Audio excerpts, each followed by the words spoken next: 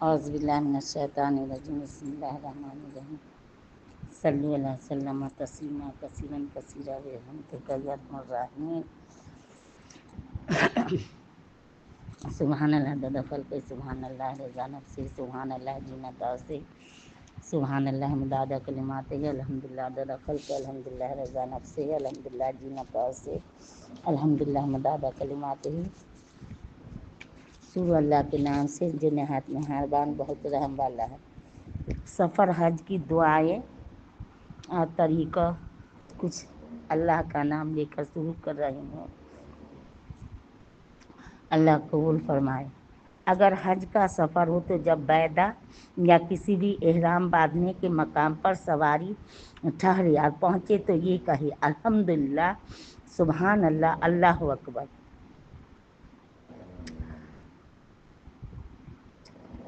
حضرت عمر بن رضی اللہ عنہ سے صحیح بخاری۔ سب تعریف اللہ کے لیے، اللہ پاک ہے، اللہ سب سے بڑا ہے۔ تلبیہ، جب احرام باندھے تو اس طرح تلبیہ کہے لبیک اللہم لبیک لبیک لا شریک لک لبیک ان الحمد والنعمت لک والملک لا شریک لک۔ حاضر ہوں اللہ، میں حاضر ہوں، میں حاضر ہوں، تیرا کوئی شریک نہیں، میں حاضر ہوں۔ بے شک تمام تعریف اور انعام و احسان تیرا ہی اور سلطنت بھی تیری ہے، تیرا کوئی شریک نہیں ہے۔ یہ بھی صحیح ابن عمر رضی اللہ عنہ۔ کبھی اس طرح کہے لبیک لبیک وسعدیک والخیر بیدک لبیک ورغباء الیک والعمل لبیک۔ حاضر ہوں میں اللہ، حاضر ہوں، تیری فرما برداری کے لیے تیار ہوں، ہر خیر خوبی تیری ہی ہاتھ میں حاضر ہوں اور تیری ہی جانب میری رغبت ہے اور میرا عمل بھی تیرے ہی لیے میں حاضر ہوں۔ کبھی اس طرح بھی کہے لبیک الہ الحق لبیک۔ ابن ہریرہ رضی اللہ عنہ۔ ترجمہ، حاضر ہے اے معبود برحق، حاضر ہوں۔ تلبیہ کے بعد کی دعا، جب تلبیہ پڑھ لے لبیک اللہم لبیک تب تلبیہ کے بعد کی دعا ہے۔ جب تلبیہ پڑھ چکے تو یہ دعا مانگی اللہم انی اسألک غفرانک ورضوانک اللہم آقینی من النار۔ اے اللہ میں تجھ سے سوال کرتا ہوں، کرتی ہوں تیری مغفرت کا اور تیری رضا کا ہے۔ اے اللہ تو مجھے جہنم کی آگ سے آزاد کر دے۔ طواف کرنے کی بعد کی دعائیں،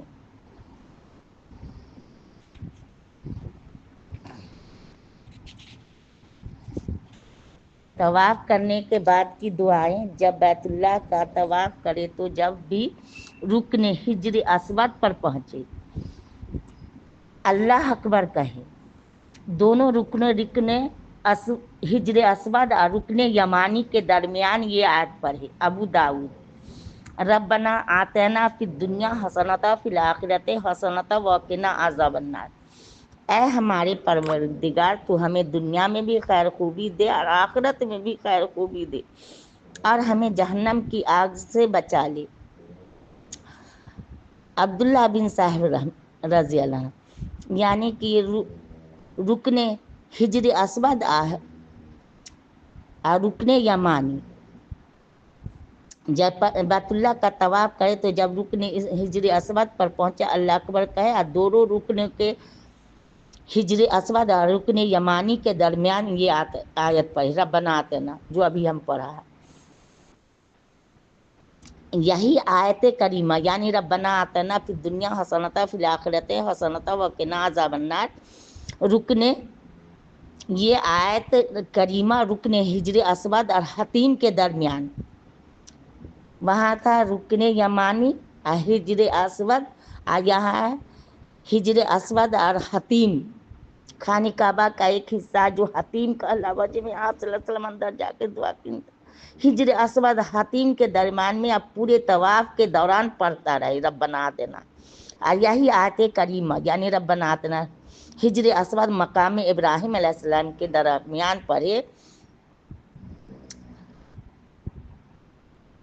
طواف کی بعد کی دعا، طواف میں یا رکن حجر اسود اور مقام ابراہیم کے درمیان یہ دعا مانگی اللہم قینی بما رزقتنی وبارک لی فیہ واخلف علی کل غائبۃ بخیر، اے اللہ جو تو نے مجھے روزی عطا کیا اس پر تو مجھے قناعت دے اس میں میرے لیے برکت بھی دے، اور جو میری نظروں سے غائب ہے اہل عیال ان پر تو خیر و برکت کے ساتھ میرا قائم مقام و محافظ بن جا، میرے پیچھے ان کی حفاظت فرمائیو۔ اور یہ پڑھے لا الہ الا اللہ وحدہ لا شریک لہ لہ الملک و لہ الحمد وہو علی کل شیء قدیر، یعنی چوتھا کلمہ۔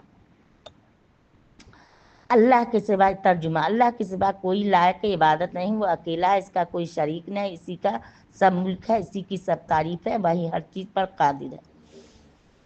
طواف سے فارغ ہونے کے بعد جب طواف سے فارغ ہو جائے تو مقام ابراہیم کے پاس آ کر یہ آیت پڑھے واتخذوا من مقام ابراہیم مصلی، اور مقام ابراہیم کو نماز کی جگہ بنا لو اور نماز پڑھو، اور مقام ابراہیم کو اپنے اور بیت اللہ کے درمیان کر کے، یعنی اس طرح کے دونوں سامنے ہو، 2 رکعت نماز طواف پڑھے، پہلی رکعت میں سورہ فاتحہ کے بعد سورہ قل یا الکافرون پڑھے، اور دوسری رکعت میں سورہ قل اللہ احد پڑھے۔ طواف سے فارغ ہونے کے بعد پھر رکن حجر اسود کی جانب واپس آئے اور اسے بوسہ دے چومے۔ سعی بین الصفا والمروہ، صفا اور مروہ کے درمیان دوڑنے کا بیان۔ پھر مسجد حرام کے دروازے باب الصفا سے صفا پہاڑی کے جانب روانہ ہو، جب اس کے قریب پہنچے تو یہ آیت پڑھے ان الصفا والمروہ من شعائر اللہ، قرآن شریف میں۔ ابو داؤد۔ ترجمہ، بے شک صفا اور مروہ اللہ تعالیٰ کے مقدس مقامات میں سے ہیں۔ اس کے بعد کہے ابدؤ بما عبد اللہ عز وجل، میں اسی سے صفا سے شروع کرتا ہوں جس سے اللہ غالب و برتر نے شروع کیا، یہ کہہ کر صفا پہاڑی پر چڑھے یہاں تک کہ بیت اللہ نظر آ جائے، قبلہ کی طرف ہر مومن مسلمان قبلہ کی طرف رخ کر لے، 3 مرتبہ کہے لا الہ الا اللہ واللہ اکبر، لا الہ الا اللہ واللہ اکبر، لا الہ الا اللہ واللہ اکبر۔ ترجمہ، اللہ کے سوا کوئی معبود نہیں، اللہ ہی سب سے بڑا ہے۔ اور یہ پڑھے لا الہ الا اللہ وحدہ لا شریک لہ لہ الملک و لہ الحمد یحیی یمیت وہو علی کل شیء قدیر، لا الہ الا اللہ وحدہ انجہ وعدہ ونصر عبدہ وہزم الاحزاب وحدہ، اللہ کے سوا کوئی لائق عبادت نہیں، وہ اکیلا، اس کا کوئی شریک ساتھی نہیں۔ ترجمہ ہے، اسی کا تمام ملک ہے، اسی کی سب تعریف ہے، وہی جلاتا ہے، وہی مارتا ہے، وہی ہر چیز پر قادر ہے، اللہ کے سوا کوئی معبود نہیں، وہ یکتا یگانہ، اس نے اپنے وعدہ مکہ کو فتح کو پورا کر دیا اور اپنے بندے محمد صلی اللہ علیہ وسلم کی مدد فرمائی اور تنہا کافروں کے لشکر کو شکست دی۔ پھر انہی کلمات، یعنی چوتھا کلمہ، پھر انہی کلمات مذکورہ بالغ کو 3 مرتبہ کہہ کر صفا سے مروہ کی جانب اترے، جب اترائی ختم ہو کر وادی میں سیدھا کھڑا ہو جائے تو وادی کے اندر دوڑے، یہاں تک کہ جب مروہ کی جانب اوپر چڑھنے لگے تو دوڑنا ترک کر دے، آہستہ چلی یہاں تک کہ مروہ پہاڑی کے اوپر پہنچ جائے، تو مروہ پر بھی وہی عمل کرے جو صفا پر چڑھ کر کیا تھا۔ جب صفا پر چڑھے تو 3 مرتبہ اللہ اکبر کہے، یہ پڑھے لا الہ الا اللہ، پھر چوتھا کلمہ لا الہ الا اللہ وحدہ لا شریک لہ لہ الملک و لہ الحمد وہو علی کل شیء قدیر، اللہ کے سوا کوئی معبود نہیں، وہ اکیلا، اس کا کوئی شریک نہیں، اسی کا تمام ملک، یعنی اسی کی سلطنت ہے، اس کی سب تعریف ہے، وہی ہر چیز پر قادر ہے۔ اسی طرح 7 مرتبہ صفا اور مروہ پر چڑھے اور اترے اور وادی کے درمیان سعی کرے، دوڑے، کلمات تکبیر تحلیل کہے،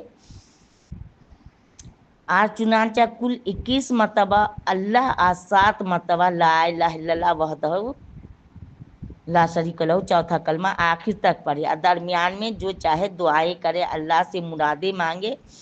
صفا پر یہ دعا پڑھے اللہم انک قلت ادعونی استجب لکم وانک لا تخلف المیعاد وانی اسألک کما ہدیتنی للاسلام اللہ تنزعہ منی حتی تتوفانی وانا مسلم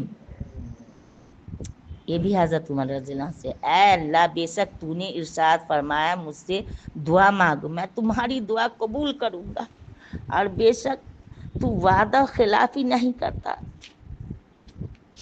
میں تجھ سے سوال کرتا ہوں، کرتی ہوں کہ جیسے تو نے مجھے اسلام اور ایمان کی دولت سے نوازا ہے، اسی طرح مجھے اس سے محروم بھی نہ کیجیے، یہاں تک کہ مجھے اسلام پر ہی اٹھا لے۔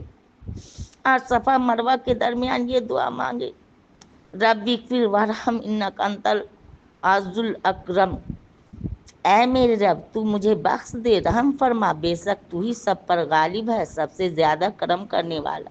یہ تمام اذکار دعائیں یا ترتیب اسی طرح احادیث میں آئی ہیں، رسول اللہ صلی اللہ علیہ وسلم سے منقول ہے۔ یہ حسن حسین کی دعا ہے، مطلب کہ معتبر احادیث سے ہے۔ عرفات کے جانب روانگی کے وقت جب میدان عرفات کی جانب سے روانہ ہو تو راستے میں برابر تلبیہ، یعنی تلبیہ لبیک اللہم لبیک لا شریک لک لبیک جو ہم پڑھا ہے وہی، اور تکبیر اللہ اکبر کہتا رہے۔ عرفہ کے دن بہترین دعا یہ ہے، لا الہ الا اللہ وحدہ لا شریک لہ، یہی چوتھا کلمہ۔ عرفہ کے دن کی بہترین دعا تلبیہ تکبیر کہنا ہے، اللہ الہ الا اللہ وحدہ لا شریک لہ جو ہم پڑھ چکے ہیں چوتھا کلمہ۔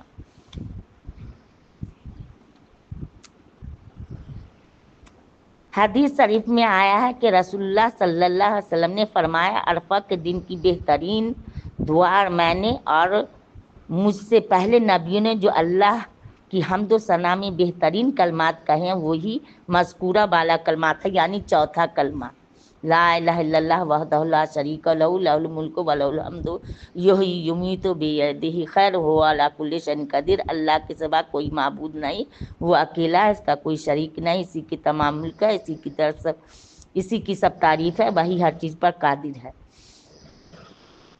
ایک اور حدیث میں ہے کہ رسول اللہ صلی اللہ علیہ وسلم نے فرمایا، میں نے مجھ سے پہلے نبیوں نے جو عرفہ کے دن سب سے زیادہ دعا کی ہے یہ کلمہ توحید ہے، یہ مذکورہ بالا دعا ہے۔ مذکورہ بالا کلمہ توحید کے بعد یہ دعا کرے، مطلب کہ چوتھا کلمے کے بعد جو عرفات میں یہ دعا پڑھنی ہے، اللہم فی قلبی نورا وفی سمی نورا فی بصری نورا، اللہم اشرح لی صدری ویسر لی امری واعوذ بک من وساوس الصدر وشتات الامر وفتنۃ القبر، اللہم انی اعوذ بک من شر ما یلج فی اللیل وشر ما یلج فی النہار وشر ما تحب بہ الریاح۔ حضرت علی رضی اللہ عنہ سے۔ اب ترجمہ، اے اللہ تو میرے دل میں نور پیدا کر دے، میری کانوں میں بھی نور، آنکھوں میں بھی نور پیدا کر دے۔ اے اللہ تو میرا سینہ کھول دے، میرا دنیا آخرت کا ہر کام میرے لیے آسان کر دے۔ اے میں تجھ سے پناہ مانگتی ہوں زندگی میں سینہ دل کے وسوسوں سے، اور کام کی پراپگندگی و پریشانی سے، اور مرنے کے بعد قبر کے فتنہ آزمائش سے۔ اے اللہ میں تیری پناہ لیتی ہوں ہر اس چیز کے شر سے جو رات میں داخل ہو اور پیش آئے، اور اس چیز کے شر سے جو دن میں داخل ہو پیش آیا ہو، ہر اس چیز کے شر سے جو ہوائیں اپنے ساتھ لاتی ہیں۔ میدان عرفات میں 9 تاریخ کو جب میدان عرفات میں جا کر ٹھہرے تو کثرت سے تلبیہ پڑھے، تلبیہ وہی لبیک اللہم لبیک لا شریک لک، مطلب یہی تلبیہ۔ 9 تاریخ کو جب میدان عرفات میں جا کر ٹھہرے تو کثرت سے تلبیہ پڑھے۔ حدیث شریف میں آیا ہے کہ عرفات میں تلبیہ پڑھنا سنت مؤکدہ ہے۔ ابن عباس رضی اللہ عنہ،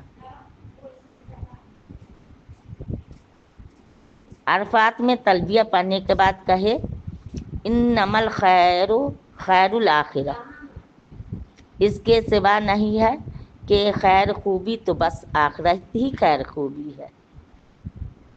طبرانی۔ عرفات میں قیام جب ظہر کے وقت ظہر کے ساتھ ملا کر عصر کی نماز پڑھ چکے، یعنی کہ جب ظہر کے وقت عرفات میں قیام، جب ظہر کے وقت ظہر کے ساتھ عصر کی نماز ملا کر پڑھ چکے تو عرفات میں ٹھہرے، قیام کرے، ہاتھ اٹھا کر یہ کلمات کرے: اللہ اکبر وللہ الحمد، اللہ اکبر وللہ الحمد، اللہ اکبر وللہ الحمد، لا الہ الا اللہ وحدہ لا شریک لہ ولہ الملک ولہ الحمد، اللہم اہدنی بالہدی ونفعنی بالتقوی واغفر لی فی الآخرۃ والأولی۔ اللہ سب سے بڑا، اللہ ہی کی سب تعریف ہے، اللہ سب سے بڑا، اللہ ہی کے لیے ہے سب تعریف، اللہ سب سے بڑا ہے، اللہ ہی کی سب تعریف، اللہ کے سوا کوئی معبود نہیں، وہ اکیلا، اس کا کوئی شریک نہیں، اسی کی تمام ملک ہے اور اسی کی سب تعریف ہے۔ اے اللہ تو اپنی ہدایت سے مجھے ہدایت دے اور پرہیزگاری سے مجھے پاک صاف کر دے اور دنیا آخرت میں میری مغفرت فرما دے۔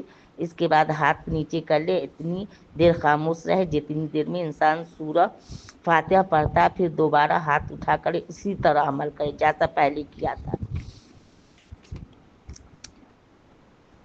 یہاں تک دیا ہے حج کے بارے میں، اور آگے پھر انشاءاللہ یہ پہلا باب شروع کیا ہے، دوسرا باب 3 باب کر کے انشاءاللہ اس کو جو ہے ختم کریں گے۔ اللہ قبول فرمائے۔